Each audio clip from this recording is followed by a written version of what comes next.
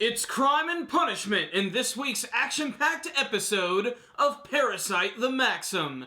In this week's episode, we get to find out that the Parasytes have another weakness, which are assault shotguns, which are armed to the teeth with 16 8mm rounds, which will leave an asshole where your face is. This week's episode was action-packed, and it didn't even feature Shinichi and Migi at all. It was basically just the Parasyte Extermination Squad going up against the titular Parasytes themselves, and we also got a very nice teaser scene with Goto at the very end of this week's episode, where he ends up acting like Luffy from the Straw Hat Pirates, and ends up sending all of their bullets flying right back at them. This week's episode was also, frankly, pretty disturbing and just messed up, because not only are there Parasytes being killed, but there are innocent civilians who are getting caught in the crossfire. And they wasted no time. The episode immediately opened up from the end of last week's episode. They single out that one female Parasyte, and they blast her right in the chest. And it's at this part that you almost start to feel a little bit of remorse for the Parasytes themselves. Despite the fact that they're man-eating monsters and they have goals of human extermination, it's kind of strange how they sort of play out that role. There really is no clear-cut hero-villain in this story, except for Origami. That guy is just plain evil, especially because when they finally decide to bring him in, he just decides to just start saying, shoot everybody, and it's really messed up. People start getting killed, Parasytes start getting blasted, and that's eventually when it sort of de-evolves into this sort of Resident Evil 4 scenario. I only say Resident Evil 4 because that's where the Las Plagas were introduced, and the Las Plagas were clearly influenced by the Parasyte manga series. You can definitely see that in their design. And pretty much it's just all the Extermination Squad going through the hallways in the dark, Parasytes popping out, blasting them, running into people who are blissfully having sex in a closet, not even realizing that the entire building has been taken over by creatures and frickin' paramilitary squads. It's kind of ridiculous in that scene.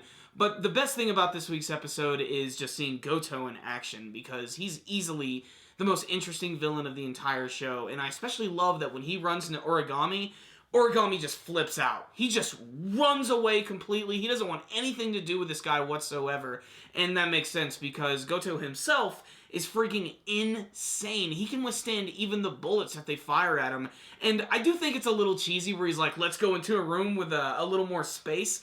These guys should have immediately started gunning him down and never stopped firing on him. It really annoys me that they didn't just keep unloading on this guy. Even though he's got bullet holes all over him, he ends up like pulling all of the BBs from the shotgun shells and sends them flying across the room, killing all of the soldiers. It's pretty messed up, and then he immediately reverts back to his super chiseled self, ending this week's episode. So what's the rundown? On this week's episode of Parasyte the Maxim, it was a lot of fun. It was like just an old school hallway shooter. That's what it felt like to me, like an old school horror game. Just going through the halls, fighting the monsters. It totally reminded me of like Dead Space and Resident Evil, just with the monsters themselves. And just, it was a really disturbing episode. Like I said, there were just a lot of scenes that were really messed up with the soldiers just inadvertently killing people. Like there was a scene where there was this one Parasyte who grabbed a human and was using him as a shield, and they just fired away. It didn't even matter. The animation in this week's episode also just happened to be really good, mostly in all of the disturbing goriness, like when that one Parasyte does get shot in the face, like you see his skin stretch and explode outwards. There's a lot of nasty detail in this week's episode that made it really interesting. And like I said, just Shinichi and Migi were basically just there in the background the entire time, just trying to debate if they should get involved, and they don't at all, which that would definitely change the entire dynamic of this entire like thing that's going on here. But I'm really interested to see what's going on with that one member of the Extermination Squad, Yamagishi, because at the beginning, he just starts firing randomly and just killing people, doesn't even really think about it, and throughout the entire episode, both him and Origami are constantly at odds with each other. He won't even call him by his name, he just calls him a killer, and Origami, jokingly says, he's a killer himself. He's already killed a lot of innocent people just during this operation.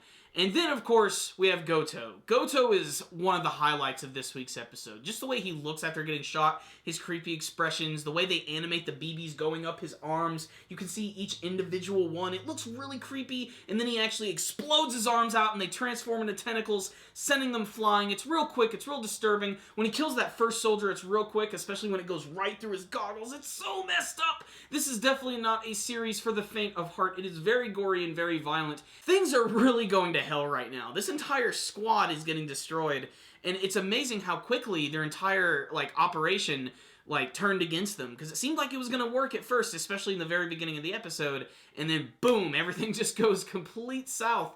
And I don't know, maybe they could have handled it a little bit better, but honestly, I think Origami in many ways kind of made things worse, especially when they decided to bring him in, and they should have brought these people farther out before they started doing this, but obviously, like I said, Origami sort of screwed everything where he's like, shoot them all, they're in a line, you know, Jurassic Park, shoot! Ah! It's exactly what's going on in this week's episode. So this was just a big, action-packed, badass episode of Parasyte. If you wanted to see some commandos killing some monsters, check out this week's episode. It was really cool. The animation, the artwork was nice, and I can't wait to see what's going to happen with Goto later in the story. It's obvious both him and Shinichi and Migi are going to have some sort of confrontation later, and the episode ends with one of his subordinates in this, like, weird big board meeting room, and I don't even know where that's going at all, so there's just a lot of excitement for the end of Parasyte the Maxim. We are getting closer to the conclusion of the series, and I really cannot wait to see what they're going to do with it. So, I loved this episode. I thought it was a really good one. It was super entertaining, so I'm going to give it a 5 out of 5. You should definitely check it out if you've been following the anime version,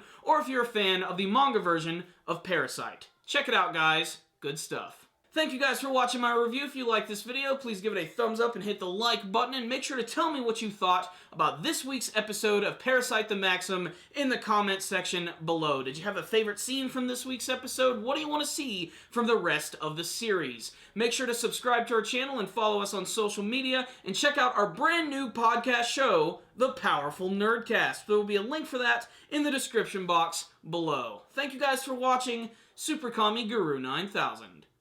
Out.